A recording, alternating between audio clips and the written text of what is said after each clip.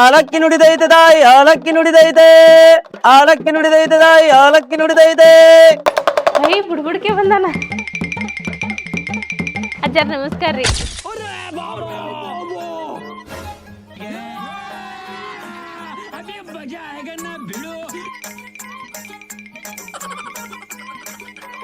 ಲೇ ಶ್ವೇತಾ, ನಿನ್ ತೆಲಿಗಿಲಿ ಕೆಟ್ಟೈತೆನ? ಮುಂಜಾನಿಂದ ಮನೆಯ ಸಾಮಾನೆಲ್ಲ ಪೂಜೆ ಮಾಡಕತ್ತಿಯಲ್ಲ. ಪವ್ವಿ ಇವತ್ತ ಮನೆ ಮುಂದ ಬುಡ್ಬುಡ್ಕೆ ಬಂದಿದ್ರು. ಅವ್ರು ಹೇಳಿದ್ರು ಹಾಲಕ್ಕಿ ನುಡ್ದೈತೆ ತಾಯಿ ಹಾಲಕ್ಕಿ ನುಡ್ದೈತೆ.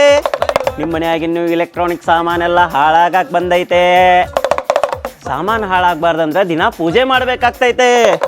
ನಿನ್ನ ಕೈಯಾಗ ಪೂಜೆ ಮಾಡಕ್ಕಾಗ್ಲಿಲ್ಲ ಅಂದ್ರೆ 1 ಲಕ್ಷ ರೂಪಾಯಿ ಕೊಡು, ನಾ ಪೂಜೆ ಮಾಡ್ಕೊಡ್ತೀನಿ. ನಿಮ್ಮ ಮನೆಯಾಗಿನ ಸಾಮಾನು ಯಾವ ಹಾಳಾಗೋದಿಲ್ಲ ತಾಯಿ. ಆತ್ರಿ, ನೀವ್ ಹೇಳ್ದಂಗ ಮಾಡ್ತೇನ್ರಿ ಅಂತಂದ್ರು. ಅದಕ್ಕ ನಾ ಪೂಜೆ ಮಾಡಾಕತ್ತೀನಿ.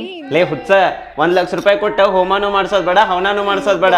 ನಮ್ಮ ಮನಿ ಒಳಗಿರೋ ಎಲ್ಲ ಎಕ್ಸ್ಪೆನ್ಸಿವ್ ಎಲೆಕ್ಟ್ರಾನಿಕ್ಸ್ ವಸ್ತುಗಳಿಗೆ ನಾನು ಆಲ್ರೆಡಿ ಟೆಕ್ನಿಕ್ ಆದ ಸ್ಟೆಬಿಲೈಸರ್ ಹಾಕ್ಸಿದೀನಿ. ಅದನ್ನ ಹಾಕ್ಸಿದ್ರಿ ಏನಕ್ಕೇತಿ?